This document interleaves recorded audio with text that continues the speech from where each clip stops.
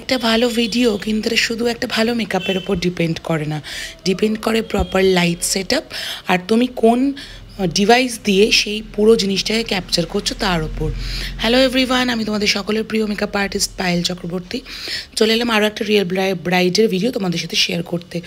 লোকেশনটা ছিল আমার শ্রীরামপুর অম্রপালি ব্যাঙ্কোয়েট, আর আমার ব্রাইডটা ছিল এপ্রিল মাসে। তো মেনলি আজকে আমি যে ব্যাপারটা নিয়ে তোমাদের সাথে কথা বলবো, মেকআপটা তো তোমরা দেখবেই, দেখতে দেখতে আজ একটা ভীষণ ইম্পর্টেন্ট টপিক নিয়ে আমি তোমাদের সাথে কথা বলবো।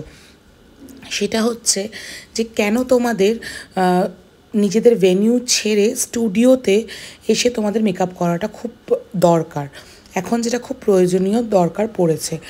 তার সবথেকে বড় রিজন হলো এখন ম্যাক্সিমাম ভেন্যুতেই কিন্তু মেকআপ করার জন্য কোনো সেট আপ ওরা রাখে না। আগে আমরা যখন কলকাতার দিকে কোনো কাজ করতাম তখন কিন্তু আমি দেখতাম মেকআপের জন্য কিন্তু একটা সেপারেট সেট আপ আছে, মানে একটা মিরর আছে, সেই মিররের লাইট সেট করা আছে যাতে ব্রাইডের মেকআপটা প্রপারলি করা যায়।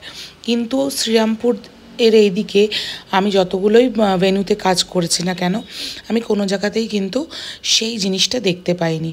তো সেই কারণেই আমার মনে হয় যে তুমি যদি মনে করো তোমার মেকআপটা একটা পারফেক্ট একটা মেকআপ তুমি করবে, সব থেকে বেস্ট তুমি মেকআপ আর্টিস্টের মেকআপ স্টুডিওতে গিয়ে মেকআপটা করো।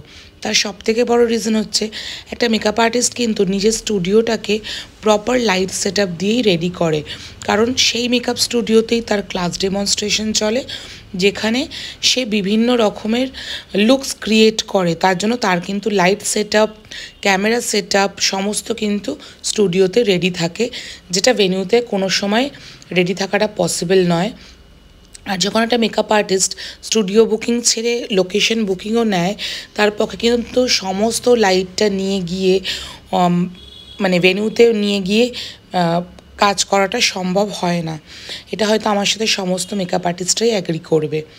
তার থেকেও বড় জিনিস হচ্ছে এই যে আমরা যখন ভেন্যুতে যাই আমরা একটা প্রপার চেয়ার পাই না, নর্মাল চেয়ারে গিয়ে আমাদের ক্লায়েন্টকে বসাতে হয়। কিন্তু তোমরা অনেকজন আমাদের কমেন্টও করো যে ক্লায়েন্টের তো ঘাড় ব্যথা হয়ে যাবে, কিন্তু আমরা কি করব বলো তো, আমাদের কাছে তো অপশান থাকে না। আর তার থেকেও বড় কথা, আমাদের যখন লোকেশনে ক্লায়েন্ট আসে আমাদের কিন্তু প্রপার একটা চেয়ার সেট আপও থাকে।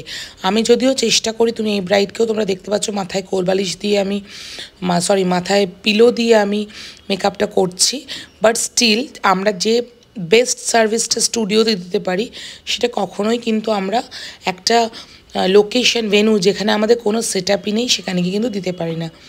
তো আমি সবসময় আমার সমস্ত ক্লায়েন্টকেই বলবো তোমরা একটু কষ্ট করে হলেও মেকআপ আর্টিস্টের মেকআপ স্টুডিওতে আসো, কেন ওখানে তোমাদের কোনো ডিস্টারবেন্সও থাকবে না।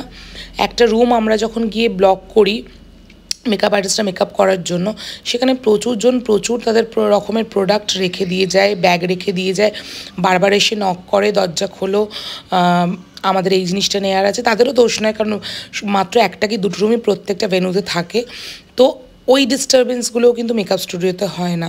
তো আরও অনেক পয়েন্টস আছে যেটা এই শর্ট ভিডিওতে বলা পসিবল নয়। দেখতে দেখতে তোমাদের সাথে দেখো মেকআপটাও ডান। তো আজকে আমার এই ব্রাইডের ফাইনাল লুকটা তোমাদের কীরকম লাগলো অতি অবশ্যই কমেন্ট সেকশনে জানিয়ে যেও। আর আমি তোমাদেরকে ভেন্যু আর মেকআপ স্টুডিও নিয়ে যে কথাটা বললাম সেটা তোমাদের কার কী পয়েন্ট অফ ভিউ সেটাও কিন্তু অবশ্যই জানিও। বাই।